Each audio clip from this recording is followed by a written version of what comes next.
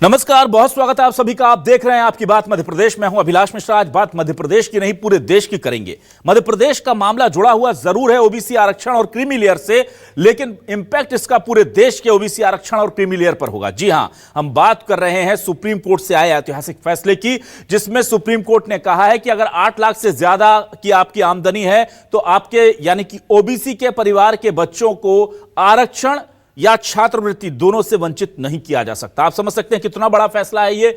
और साफ तौर पर कहा है कि सिर्फ आर्थिक आधार को क्रीमी लेयर का बेसिस नहीं बनाया जा सकता, यानी कि अब अगर आपकी वेतन और खेती की आय 8 लाख से ज्यादा है या 8 लाख तक है तो भी आपके बच्चों को ओबीसी आरक्षण मिल जाएगा। यह बहुत ऐतिहासिक फैसला है। पूरे देश में आधी लगभग आबादी पर इसका फर्क पड़ सकता है, यह माना जा रहा है। और साथ ही साथ उस मुद्दे की भी बात करेंगे जिसमें 2 दिन पहले सुप्रीम कोर्ट ने केंद्र और राज्य सरकारों को नोटिस जारी कर दिया है। आप समझिए मामला क्या है। ओबीसी को आरक्षण मिलता था, लोगों ने कहा भाई जो पैसे वाले ओबीसी हैं उन्हें आरक्षण क्यों, तो एक कैपिंग लगाई गई और कहा कि ठीक है 8 लाख या 3 लाख से ज्यादा जो कमाते हैं उन्हें 3 लाख से ज्यादा कमाने वाले परिवारों के बच्चों को हम छात्रवृत्ति यानी स्कॉलरशिप नहीं देंगे ओबीसी में, और 8 लाख से ज्यादा कमाने वाले लोगों को हम आरक्षण नहीं देंगे। क्यों? क्योंकि वो संपन्न लोग हैं और जाहिर सी बात है कि जब आप संपन्न हैं तो आपको आरक्षण का फायदा क्यों दे। जो ओबीसी में ही कम नीचे वर्ग के लोग हैं, नीचे तबके के लोग हैं, उन्हें आरक्षण मिलना चाहिए। लेकिन एससी एसटी में ऐसा नहीं होता। आप समझिए, अगर किसी एससी एसटी परिवार में किसी के परदादा कलेक्टर हो, दादा कलेक्टर हो, पिताजी कलेक्टर हो और बेटा कलेक्टर हो और उनके पास करोड़ों की अकूत संपत्ति हो तो भी उनके बेटे को आरक्षण मिलेगा। तो अब ये क्लास के अंदर सब क्लास बनाने की मांग जो लगातार चल रही थी, उसको लेकर सुप्रीम कोर्ट ने केंद्र और राज्य सरकार को नोटिस जारी करके पूछ लिया है कि भाई एससी और एसटी के अंदर क्लासिफिकेशन क्यों नहीं होना चाहिए और क्यों नहीं, अगर एससी एसटी के लोग भी पैसे वाले हैं, संपन्न हैं, तो उनके बच्चों की जगह एससी एसटी के लोगों को ही, ऐसे लोग जिनके पास पैसा नहीं है उसी वर्ग के लोगों को, नीचे वाले लोगों को आरक्षण मिलना चाहिए। 2 मामले हैं, यानी पूरे देश से जुड़ गए हैं ये मामले। इसलिए शुरू करते हैं आज आपकी बात।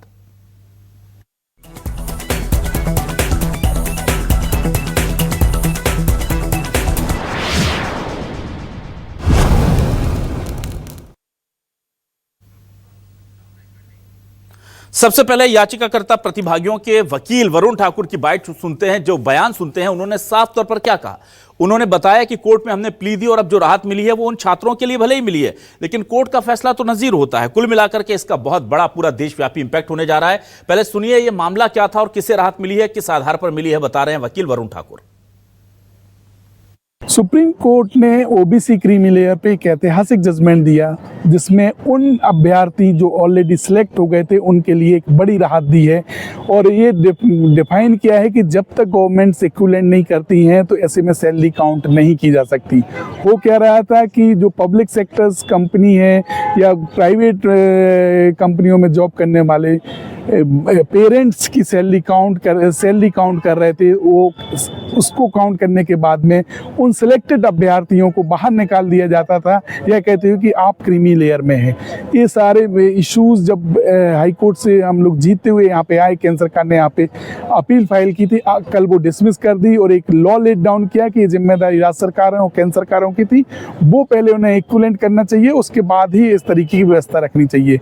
और जो अभ्यर्थी सिलेक्ट हो गए हैं उनको कंसीडर करने के लिए बोला है कि विद इन 6 मंथ आप नोशनल पोस्ट क्रिएट करिए और इन सारे अभ्यर्थियों को सिलेक्ट कर दिए। तो इसमें मोर देन 100 आपका एक बैच पूरा आईएएस, आईपीएस, आईआरएस लोग सिलेक्ट होंगे और उनका अपॉइंटमेंट हो पाएगा और उनको बेनिफिट मिलेगा डेट ऑफ सिलेक्शन से। और इस पूरे मामले में कानूनी लड़ाई लड़ने वाले ओबीसी महासभा के संस्थापक अध्यक्ष विजय कुमार का क्या कहना है, ये भी सुनते हैं। तो बहुत वर्षों से हमारी ओबीसी भाषा रही है कि क्रीमी लेयर की जो आय लिमिट बढ़ानी चाहिए। जिस तरीके से ईडब्ल्यूएस का 8 लाख कमाने वाला व्यक्ति गरीबी रेखा में आता है और मध्य प्रदेश की हम बात करें तो 3 लाख प्रतिवर्ष वार्षिक आय वाला आज भी छात्रवृत्ति से वंचित है। तो मैं तो मध्य प्रदेश सरकार से ये निवेदन करूँगा कि जिस तरीके से सुप्रीम न्यायालय ने ओबीसी क्रीमी लेयर की लिमिट 8 लाख की है, जो कि 12 लाख होनी चाहिए थी, तो मध्य प्रदेश के अंदर भी पिछड़े वर्ग की जो छात्रवृत्ति की सीमा है वो बढ़ाकर 8 लाख होनी चाहिए। तो ये आपने बयान सुना कि किस तरह से तमाम चीजें हुई। उधर सपाक्स का क्या कहना है, वो लोग इस मामले को कैसे देख रहे हैं, ये भी सुनना जरूरी है, क्योंकि ये वो वर्ग है जिसके हित सीधे तौर पर वो कहते हैं कि इन तमाम फैसलों से प्रभावित होते हैं। आइए सुनते हैं उनका क्या कहना है।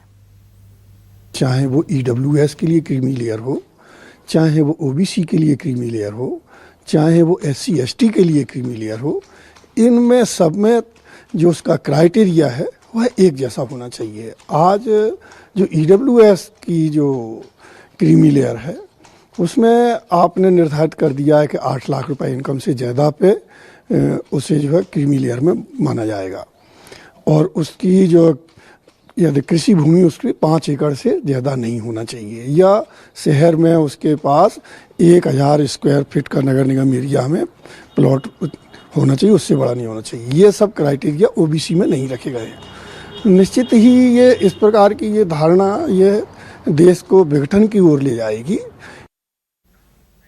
सवाल क्या, आप सवाल दिखाते हैं आपके टेलीविजन स्क्रीन पर, उस डिबेट को आगे बढ़ाएंगे। सवाल ये रहे आपके सामने, क्रीमी लेयर के नाम पर नहीं छीन सकते ओबीसी आरक्षण, और सुप्रीम कोर्ट के आदेश पर कहीं खुशी कहीं गम। तनख्वाह खेती की कमाई 8 लाख की लिमिट में नहीं आएगी, अब स्कॉलरशिप के साथ नौकरी में भी राहत मिलेगी, ये भी सवाल है भाई। एससी एसटी की क्रीमी लेयर को लेकर भी हो गई तैयारी, सुप्रीम कोर्ट ने केंद्र और राज्य सरकार को नोटिस किया जारी। ओबीसी आरक्षण पर आ गया बड़ा फैसला, अब 8 लाख से ज्यादा कमाई है तो भी रिजर्वेशन मिलेगा, क्या ये समझा जाए? इस पर बातचीत करने के लिए मेरे साथ कुछ खास मेहमान जुड़ेंगे। सीधे रुक कर लेता हूं अपने खास मेहमानों का। हमारे साथ बीजेपी से वरिष्ठ नेत्री, कैबिनेट मंत्री दर्जा प्राप्त मौसम बिसेन जी जुड़ गई हैं, बहुत स्वागत करूंगा मौसम जी आपका। मेरे साथ भूपेंद्र गुप्ता जी, अध्यक्ष विचार विमर्श विभाग कांग्रेस से और वरिष्ठ नेता जुड़ गए, उनका भी बहुत स्वागत करूंगा। हमारे साथ विजय कुमार जी, संस्थापक अध्यक्ष ओबीसी महासभा जुड़ रहे हैं, उनका बहुत स्वागत करूंगा। और संविधान के जाने माने जानकार और कानूनविद और देश के प्रसिद्ध वकील सुप्रीम कोर्ट के संजय चड्डा जी हमारे साथ जुड़ रहे हैं, उनका भी बहुत स्वागत करता हूं। सबसे पहले इस पूरे मामले को लेकर विजय कुमार जी आपके पास आता हूं। विजय जी, ये राहत सुप्रीम कोर्ट से मिली है, तो क्या यह माना जाए कि 8 लाख से ऊपर की जो आबादी, जो आमदनी वाले लोग हैं, उन्हें भी अब ओबीसी आरक्षण का रास्ता साफ हो सकता है? क्योंकि जिस तरह से सुप्रीम कोर्ट ने अपने फैसले में कहा है कि सिर्फ आर्थिक आधार या 8 लाख की लिमिट को देख करके आप किसी को आरक्षण से दूर नहीं कर सकते। जी सर, आवाज आ रही है आपको मेरी? जी मैं सुन पा रहा हूं विजय जी आपको। जी सर, नमस्कार। सबसे पहले तो आप सभी का बहुत बहुत धन्यवाद कि आज माननीय न्यायालय का भी बहुत धन्यवाद कि उन्होंने जो ओबीसी की क्रीमी लेयर की जो लिमिट थी, जिसको लेकर हम लोग लगातार कई वर्षों से अलग अलग स्तर पर ज्ञापन प्रदर्शन के माध्यम से आवाज उठा रहे हैं, आज माननीय न्यायालय ने पिछड़े वर्ग के ऐसे हमारे एक वर्ग के लिए लाभार्थी करने का काम किया है जो कि क्रीमी लेयर की लिमिट, आय लिमिट की वजह से पिछड़े वर्ग के बहुत सारे लाभार्थ से वंचित थे। निसंदेह आज जिस तरीके से ईडब्ल्यूएस का जो लिमिट है 8 लाख रुपए है, आज ओबीसी की क्रीमी लेयर की लिमिट भी 8 लाख की गई है, जिसमें कि जो केवल एक आय की वजह से जो क्रीमी लेयर की वजह से रोका जा रहा था, बेसिकली ऐसा कोई नियम था नहीं, बेसिकली विसंगत ही थी, जिसको कि माननीय न्यायालय ने स्पष्ट रूप से आप सबके सामने रख दिया है कि यदि कोई पेरेंट्स या परिवार का जो मुखिया है, यदि वो फर्स्ट क्लास नौकरी में जाता है तो वो डायरेक्ट फर्स्ट क्लास नौकरी में आता है, तब जाके वो क्रीमी लेयर की श्रेणी में आता है। लेकिन बहुत सारे अलग अलग मध्य प्रदेश स्तर के अलग अलग जिलों में भी और अन्य राज्यों के अंदर भी ये भ्रांतियां थी कि पिछड़े वर्ग की क्रीमी लेयर की जो लिमिट है वो केवल आय के आधार पर होगी। आज माननीय न्यायालय ने, सुप्रीम कोर्ट ने बहुत अच्छा ऐतिहासिक फैसला दिया है, जिसकी वजह से जो भ्रांतियां थी पूरे देश भर के अंदर वो सबके सामने स्पष्ट हो चुकी हैं। ठीक है, केवल आय के आधार पर आप किसी को क्रीमी लेयर नॉन क्लियर में बांट नहीं सकते हो। 8 लाख की लिमिट वाला भी वहां पर नॉन क्लियर श्रेणी में वहां पर आ जाएगा। ठीक है, भूपेंद्र जी आपके पास आता हूं। भूपेंद्र जी, अब ये मामला देखिए घूम फिर के वापस ऐसा लग रहा है कि हम उस गोले में फंसे हुए हैं जाति आरक्षण के, कि पहले जातियों के नाम पर आरक्षण हुआ, फिर कहा गया कि भाई आर्थिक आधार भी तो देखिए, तो ईडब्ल्यूएस और क्रीमी लेयर बनती हैं, और फिर अब सुप्रीम कोर्ट कहता है कि भाई क्रीमी लेयर अकेला आधार, आर्थिक आधार या कमाई का जरिया ही अकेला आधार नहीं हो सकता क्रीमी लेयर का। तो अब इस फैसले के बहुत सारे रेसिप्रोकल इंपैक्ट हो जाएंगे, क्योंकि बहुत सारी चीजें प्रभावित होंगी। कैसे देखते हैं आप, और ये मुद्दा सुलझता दिख रहा है, आपको लगता है भी और कॉम्प्लिकेशन बढ़ेगी? देखिए, हम तो इसके समर्थन में हैं, इसलिए समर्थन में हैं कि जो 60-70 लोग हैं जिनको जो है किसी कारण से वंचित किया गया था, वो इससे लाभान्वित होंगे। और इससे एक जो है कि जो आरक्षण का लाभ है ज़्यादा से ज़्यादा नीचे तक भेजा जा सकने का जो एक सोच है, उस सोच को इससे बल मिलेगा। लेकिन अगर इससे ये जो है ये एससी और एसटी वर्ग से अगर इसकी तुलना की जाती है तो उस संदर्भ में जो है इस फैसले से मेरी असहमति होगी, इसलिए क्योंकि जो है जो आरक्षण एससी या एसटी को दिया जाता है वो किसी आर्थिक का आधार पर या पिछड़ेपन के आधार पर नहीं दिया जाता। समाज में जातिगत आधार को लेकर उनके साथ जो प्रताड़ना होती है या उनका जो उत्पीड़न होता है या उनके साथ जो भेदभाव होता है वो उस आधार पर उनको दिया जाता है। इसलिए उसमें जो है उपवर्ग बनाना, नए वर्ग पैदा करना या जो है उसमें क्रीमी लेयर की अवधारणा को शामिल करना, ये जो है विषय डिबेट का होना चाहिए और इस पर जो है व्यापक वैधानिक विमर्श होना चाहिए। केवल इस एक फैसले के माध्यम से इस पर जाना मैं समझता हूं कि जल्दबाजी होगी और इस पर जरूर विचार होना चाहिए। लेकिन जो ओबीसी के संदर्भ में जो फैसला हुआ है हमारी उससे सहमति और हम उसका समर्थन करते हैं। कमलनाथ जी की सरकार ने 27% आरक्षण दिया था, लेकिन मध्य प्रदेश में आज तक उसको लागू करने की परिस्थितियां नहीं बन पाई हैं और उसको तरह तरह से उलझाने की कोशिश भारतीय जनता पार्टी के माध्यम से हुई है। ठीक है। तो अगर इसका भी रिड्रेसल निकलता है तो ये जो है ये उचित होगा और लोगों को उसका लाभ मिलना चाहिए। 13% के आधार पर पद खाली पड़े हैं, ठीक है, ना उन्हें भरा जा रहा है ना उनके बारे में फैसला किया जा रहा है। अदालत कहती है कि मध्य प्रदेश के जो लॉयर्स हैं वो अदालत में जाते ही नहीं है, पहुंचते ही नहीं है। जो डाटा सरकार से मांगा जाता है वो सरकार देती नहीं है और सिर्फ एक नारा लगाती है कि अदालत में मामला है, जो फैसला आएगा हम मान लेंगे। ठीक है सर, चलिए मैं जल्दी से मौसम बिसेन जी आपके पास आता हूं। मौसम बिसेन जी, उस आयोग में चूंकि आप सदस्य भी हैं जो इस तरह के मामलों को डील कर रहा है, खासतौर से ओबीसी वर्ग का, लेकिन और आप एक वरिष्ठ वकील भी हैं, तो मैं आपसे यह जानना चाहूंगा, इस पर्टिकुलर की बात करूं, अभी मैं एससी एसटी के क्रीमी लेयर पर आऊंगा आगे अगले सवाल के दौर में, लेकिन अभी जो ओबीसी को लेकर के जो एक बेस तैयार कर दिया है कि केवल कमाई का जरिया और कमाई की लिमिट से ही क्रीमी लेयर में कौन अंदर होगा कौन बाहर होगा यह तय नहीं किया जा सकता। अब जब यह प्रिंसिपल सेट हो गया है तो क्या यह ईडब्ल्यूएस के लिए भी लागू हो जाएगा फिर कि 8 लाख से ऊपर तक की जो वेतन या कृषि की कमाई है उसको भी कोर्ट ने कहा है कि हम एग्जम्प्ट कर सकते हैं, तो फिर तो यह पूरी तरह से नई व्यवस्था बनने की बात हो रही है यहां पर। देखिए, आज जो माननीय सुप्रीम कोर्ट का जजमेंट आया है ये सही है कि लंबे समय से वास्तविक रूप से जो हमारे अन्य पिछड़ा वर्ग समुदाय के हमारे लोग, चाहे वो यूपीएससी, एमपीपीएससी या फिर अन्य जगह आरक्षण में क्रीमी लेयर के कारण पीछे रह जाते थे, तो जो आज का निर्णय है ये वाकई स्वागत योग्य है। और चूंकि हम सब जानते हैं कि आरक्षण जिस भाव से लागू हुआ, क्योंकि जो लिमिटेशंस थी कि भाई 8 लाख की गणना सिर्फ इस आधार पर कि वो पब्लिक सेक्टर में काम कर रहे हैं या उनकी आय इस प्रकार से है, आज जो निर्णय आया बहुत स्वागत योग्य है। और मुझे लगता है इससे कहीं ना कहीं वे सभी लोग जो जरूरतमंद होने के बावजूद भी ओबीसी के आरक्षण का या उसकी सुविधाएं लेने से वंचित थे, उन्हें न्याय मिलेगा। और इसके साथ आने वाले समय में और क्या होगा, क्योंकि हम जानते हैं कि जहां हमारे अनुसूचित जाति के लोगों को आरक्षण है, एसटी समुदाय को है, अन्य पिछड़ा वर्ग के भी लोगों को, चाहे हम मंडल कमीशन की रिपोर्ट से देख लें, चूंकि ये क्रीमी लेयर की अवधारणा तो इंदिराशाही केस के जजमेंट के बाद 1992 के बाद से आई थी और तब से लेकर जो एक आय के को एक बार बना के लगातार बढ़ते क्रम में और 2017 से जो 8 लाख वार्षिक आय को शामिल किया गया था, कहीं ना कहीं ये सबके लिए एक नए रास्ते खोलेगा। मौसम बिसेन जी, एक मिनट मौसम बिसेन जी, मैं समझ नहीं पा रहा हूं, आप बीजेपी के प्रवक्ता के तौर पर यहां बैठी हैं या ओबीसी वर्ग के तौर पर? जितना मुझे पता है, विजय कुमार जी मुझे याद दिलाइए कि हाईकोर्ट में सरकार लड़ रही थी बीजेपी की आपके खिलाफ, सुप्रीम कोर्ट में भी केंद्र सरकार आपके खिलाफ लड़ रही थी। विजय जी की आवाज दीजिए जरा। बिल्कुल मैं सहमत हूं आपकी बात से कि अभिलाष जी, माननीय मौसमी सिंह जी निसंदेह एक बैकग्राउंड, राजनीतिक बैकग्राउंड से आती है, उसका फायदा भी उनको ओबीसी के आयोग में दर्जा मिला हुआ है। पिछड़े वर्ग के बहुत सारे ऐसे लोग हैं जो जमीन पे काम कर रहे हैं, लेकिन नहीं आप ये बताइए, मैं जो पूछ रहा हूं सरकार क्या आपके खिलाफ थी? सीधे बताइए, आपसे एक राउंड हो चुका, आप मुझे सिंपल बताइए। बिल्कुल बात कर रहा हूं कि सरकार खुलेआम ओबीसी के 13% होल्ड के मामले में हमारे विरोध में थी। नहीं, इस मामले में ये जो याचिका लगी है क्रीमी लेयर को लेकर, जो कोर्ट केस से आज आप जीते हैं, तो इसमें दूसरी पार्टी क्या सरकार है, हाँ या ना, ये बताइए। बिल्कुल विरोध में थी, हाँ बिल्कुल विरोध में थी। ठीक है मौसम बिसेन जी, ये बढ़िया है, कोर्ट में इनके खिलाफ लड़ो, और बाद में आके कहो कि बहुत अच्छा फैसला, हम स्वागत करते हैं। ये जनता को क्यों, कब तक गुमराह करेंगे आप? ओबीसी के विरोध में नहीं रही जी। ओबीसी आयोग को संवैधानिक दर्जा देने का काम ना एक मिनट, तो कोर्ट केस क्यों लड़ रहे थे? केंद्र में मोदी जी की सरकार है, कोर्ट में कौन लड़ रहा था इनके खिलाफ केस? सरकार मध्य प्रदेश में आप मुझे बताइए, मध्य प्रदेश में ओबीसी, मैं सामान्य वर्ग से आता हूं, मौसम बिसेन जी, मैं सामान्य वर्ग से आता हूं। मध्य प्रदेश में ईडब्ल्यूएस कोटा सामान्य वर्ग के गरीब बच्चों को मिलता है। इनकी आय सीमा 8 लाख है, तब तक इनको स्कॉलरशिप मिलेगी। ओबीसी वाले 3 लाख के बाद स्कॉलरशिप नहीं मिलेगी।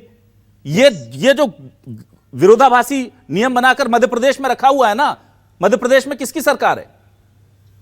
मौसम बिसेन जी, बयान दीजिए। देखिए, सरकार कभी ओबीसी के अगेंस्ट में नहीं रही है। नहीं, नियम क्यों है ओबीसी के अगेंस्ट में? सरकार नहीं है, मैं जानता हूं, नियम क्यों बना था ऐसा? समय समय पर, जैसे अभी 87-13 की बात बीच में आई, इस बारे में भी मैं कहना चाहूंगी कि ये चूंकि एक जो शिवम गौतम केस से लेकर सारे जजमेंट जो है, जिसके बारे में पिछली बार भी हमने चर्चा करे हैं, तो एक बात आती है कि भाई सरकार की तरफ से वकील खड़े नहीं हुए, ऐसा नहीं है।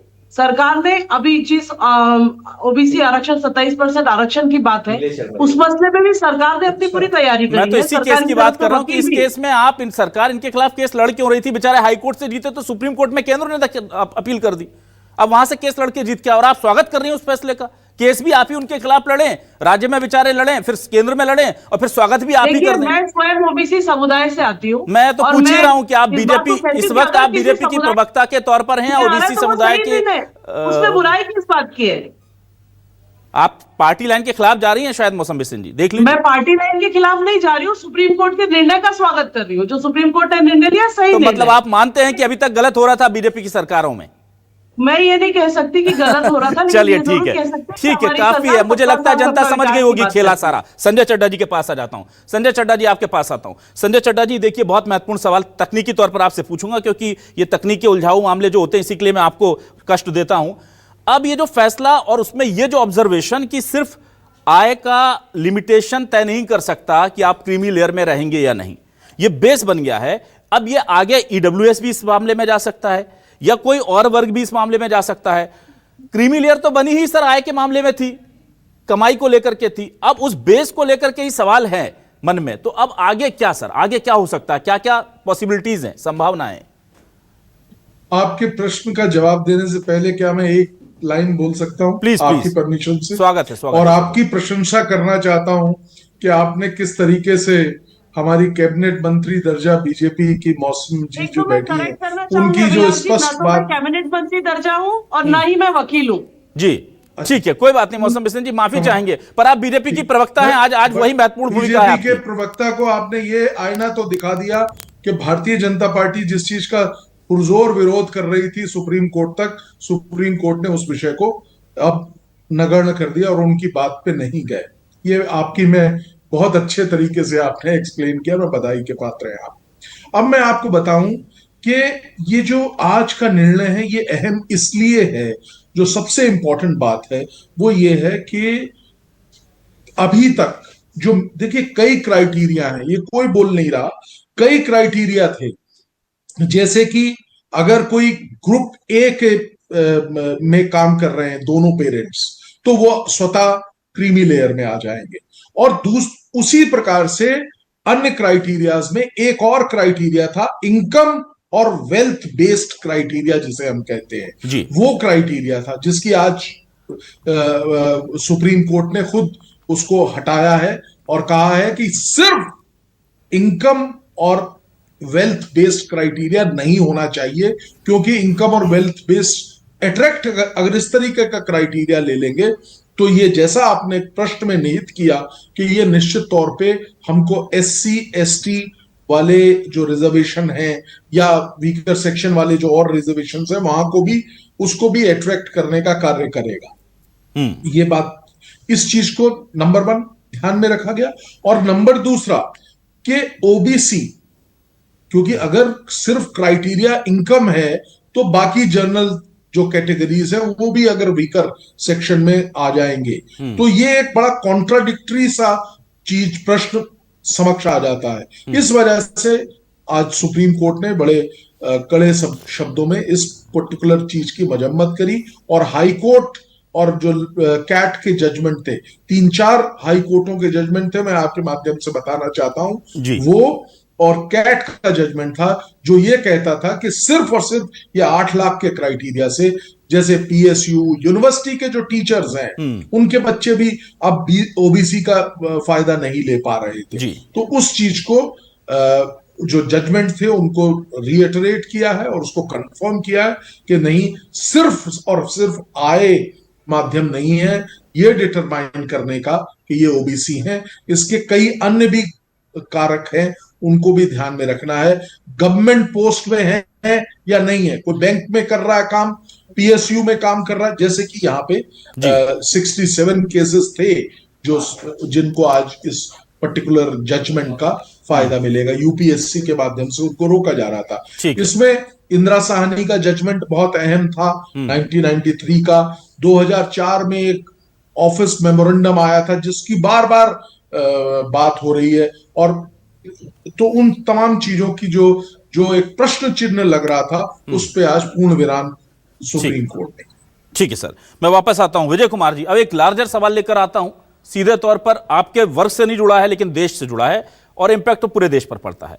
एससी एसटी के अंदर क्रीमी लेयर लागू करने को लेकर के बहुत दिनों से मांग चल रही है और कहा गया है कि ओबीसी के लिए अगर ये नियम है तो एससी एसटी के लिए नियम होना चाहिए, और इसमें संविधान के मूलभूत सिद्धांत की बात की गई है, समानता होना चाहिए। अगर आप आरक्षण में आर्थिक आधार को लेते हैं तो इसको भी लीजिए, और उसको लेकर केंद्र सरकार और राज्य सरकारों और यूनियन टेरिटरीज को माननीय सुप्रीम कोर्ट ने नोटिस जारी कर दिया है 2 दिन पहले और पूछा है कि भाई आप बताइए क्या कहना है, आपने क्यों एससी एसटी को के में क्रीमी लेयर नहीं बनाई है, सब क्लासेस क्यों नहीं बनाई है?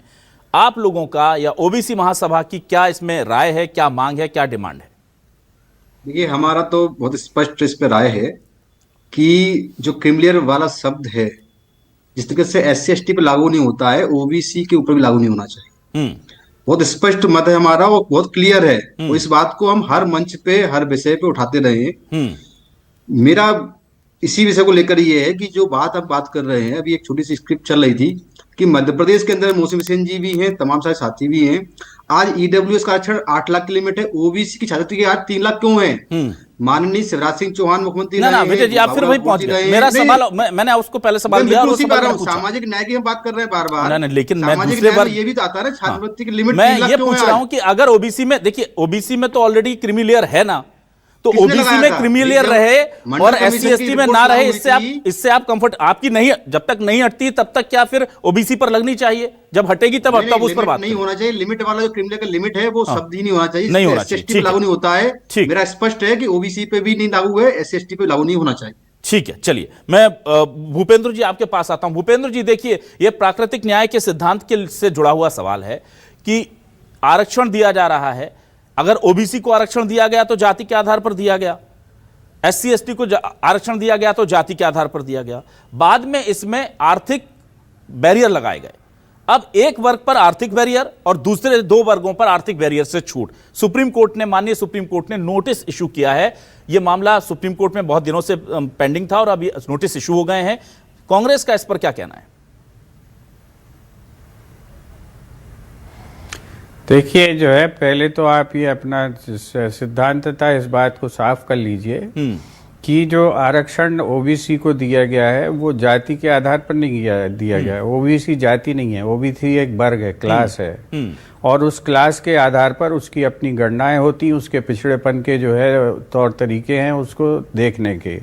और जो एससी एसटी को दिया गया है वो जाति के आधार पर दिया गया है, और जाति के आधार पर इसलिए दिया गया है कि समाज में उस समय जब बात उठी थी उस समय जो है उनके साथ अस्पृश्यता का व्यवहार किया जाता था, छूत अछूत श्रेष्ठ की भावना के साथ उनके सामाजिक बहुत सारे तौर तरीकों में लगभग उनके साथ जातिगत आधार पर बहिष्कार की बात होती थी। अभी आप देखें तो आज आधुनिक युग में भी जब हम जो है 21वीं सदी का तो के 25% समय को पार कर चुके हैं। तो आज भी जो है इस तरह की घटनाएं घटती हैं कि जो है फलाने आदमी को कथा पढ़ने का अधिकार नहीं है, ढिमा के आदमी को जो है दूल्हे बन के घोड़े पे बैठने का अधिकार नहीं है। ये जो है एक तरह से अस्पृश्यता की भावना आज भी समाज के जो है भले सीमित वर्ग में मौजूद है, तब जो है उनकी तुलना जो है पिछड़ेपन से अकेली नहीं की जा सकती है। आज उनके साथ जो है जिस एम्बियंस के में वो लोग हैं, तो जो बीमारी अगर जो है मलेरिया हुई है तो दवाई भी मलेरिया की दी जाएगी ना एक उसकी तुलना जो है उसकी भूपेंद्र जी आपने बहुत अच्छे से मुझे सुधारा जा सकती है। भूपेंद्र जी एक छोटा सा मैं आपसे एक कंफ्यूजन दूर करूंगा, क्योंकि मुझे पता है लॉ बहुत अच्छे से आप जानते हैं, आप शायद बेहतर मुझे मार्गदर्शन करें। ये तुलना दूसरे वर्ग से थोड़ी हो रही है। ओबीसी या SC ST के अंदर अगर क्रीमी लेयर लग रही है तो ये तुलना तो SC ST के सबसे निचले तबके और संभ्रांत या फिर जो पोजीशन और पैसा पा चुका उसकी हो रही है। SC ST के रिजर्वेशन कम करने की बात नहीं हो रही है। SC ST के अंदर किससे आरक्षण मिले उसकी प्राथमिकता तय करने की बात हो रही है। तो SC ST में सबसे निचले लोगों को क्यों ना मिले, जिसके पिताजी कलेक्टर, दादाजी कलेक्टर, परदादाजी कलेक्टर, उन्हीं के बेटों को हर बार आरक्षण मिलेगा। तो जो बेचारा SC ST छोटा काम कर रहा है उसको उसका हक तो उसी खाते से जा रहा है।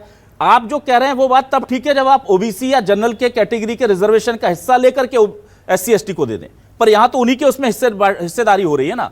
तो सबसे निचले तबके को आरक्षण क्यों नहीं मिलना चाहिए SC ST में? नहीं तो इसका जो विकल्प है वो विकल्प ये थोड़ी है कि हम उसमें क्रीमी लेयर बना दें जी। उसका विकल्प और भी कई हो सकते हैं। इसमें यूनिट एलिमिनेशन भी हो सकता है, इसमें बहुत सारी चीजें हो सकती हैं। तो ये चीज विमर्श की है। मैंने आपसे पहले ही कहा कि इसमें वैधानिक विमर्श होना चाहिए और ये केवल एक फैसले के आधार पर लागू नहीं की जा सकती चीज। इसलिए कि क्या जो है सुप्रीम कोर्ट इस बात की गारंटी लेने आज भी तैयार है कि जिन लोगों को साथ जो है बारात निकालने नहीं दी जा रही है घोड़े पर, जिन लोगों को चप्पल पहन के मोहल्ले में नहीं निकालने दिया जा रहा है, तो क्या उनके ऊपर कोई कार्रवाई करने की गारंटी दे सकता है क्या? ना आप सर, आप यहाँ ना आप यहाँ पर दो चीजों को जोड़ रहे हैं। आप SC ST पर हो रहे अदर कास्ट के जो भी शोषण है उसको SC ST के अंदर हो रहे उनके संभ्रांत लोगों के जो निचले लोग हैं उनके अधिकारों के हनन को आपस में जोड़ रहे हैं। मैं इसमें ओबीसी जनरल की कास्ट की बात ही नहीं कर रहा हूं, मैं SC ST के अंदर के व्याकरण की बात कर रहा हूं। एक मिनट मुझे सुन लीजिए। जो ये बात आप कर रहे हैं ये पिछड़ा वर्ग में भी हो रही है। जो बात आप कर रहे हैं वो SC ST में भी हो रही है। उसका संबंध जागरूकता से, उसका संबंध जो है शिक्षा से, उसका संबंध अध्ययनशीलता से। जो समाज पिछड़े रह गए हैं, मान लीजिए जो है क्या ये अटल बिहारी वाजपेयी तो पहले बात कर चुके हैं, ये भी अति दलित तो अति पिछड़े की। तो जब ये बात कर चुके हैं तो ये जो है राजनीतिक उद्देश्य से जब ये बात करते हैं तो आप विभाजन करते हैं, उसको समाज को बांटने की कोशिश करके उसे कमजोर करना चाह रहे हैं, उनकी यूनिटी को। और लेकिन अगर आप सामाजिक न्याय के दृष्टिकोण से ये चर्चा होती है तो आपको जो है फिर जो है केंद्र से अधिकार डेलीगेट होना पड़ेगा, जिसकी बात अभी कर रहा है सुप्रीम कोर्ट कि राज्यों को ये हम अधिकार दे देंगे। तो राज्यों को जब अधिकार दे देंगे तो मैं इस पे आपसे मैंने पहले स्ट्रोक में आपसे कहा था कि ये वैधानिक विमर्श के बिना और देशव्यापी इस पर चर्चा होना चाहिए, उसके बाद ही इन सब बातों को लागू करने की बात आनी चाहिए। ठीक है। मौसम बिसेन जी, बीजेपी का रुख क्या है SC ST में क्रीमी लेयर इंट्रोड्यूस करने को लेकर? क्योंकि अब सुप्रीम कोर्ट में फाइनल लेवल पर ये चीजें पहुंच गई और उन्होंने जवाब भी मांग लिया सरकारों से। आपका अधिकृत बीजेपी का रुख क्या है इस पर? बीजेपी का रुख साफ है कि जो अगर शोषित है, वंचित है, उनको उनका अधिकार मिले। चूंकि SC ST और समुदाय और को लेकर जो अधिकार हमारे संविधान ने दिए हैं और यही बात अन्य पिछड़ा वर्ग को भी लेकर है। एक बात मैं और जोड़ना चाहूंगी जो पिछले आप बात कह रहे थे, क्योंकि हम जानते हैं कि अगर कोई भी प्रकरण सुप्रीम कोर्ट में या कोर्ट मान्य न्यायालय के अधीनस्थ होता है, नीतिगत रूप में अपना पक्ष सरकार अपना स्पष्टीकरण के साथ वहां खड़ी होती है, किसी समाज विशेष के पक्ष में बोलिए या उसके विपक्ष की बातें नहीं होती है। रहा सवाल भारतीय जनता पार्टी का, तो मूल मंत्र है ही सबका साथ सबका विकास, और इसको लेकर भारतीय जनता पार्टी की सरकारें काम कर रही है। जो जरूरतमंद है उसको उसका हक मिले, और हम देखते हैं उससे बढ़कर ये तो बहुत एस्केप रूट हो गया आपका। जरूरतमंद कौन है आपकी नजर में? सुनिश्चित किया है SC ST का जरूरतमंद कौन है मैम? वही तो पूछा जा रहा है आपसे कि SC ST का आपको लगता है कि वो तबका जिसके परिवार में कभी रिजर्वेशन का फायदा मिला ही नहीं, उसे नौकरी मिली नहीं, वो ज्यादा इंपॉर्टेंट है, या वो तबका जो IAS IPS बन गए रिजर्वेशन लेकर के, उनके बच्चे भी लेकर के, जैसे कांग्रेस ने स्पष्ट किया, बीजेपी को भी स्पष्ट करना चाहिए रुख अपना। हर जरूरतमंद, चाहे वो किसी भी समाज का हो, चाहे वो SC समाज का हो, ST समाज का, जो जरूरतमंद है उसको उसका अधिकार मिलना चाहिए।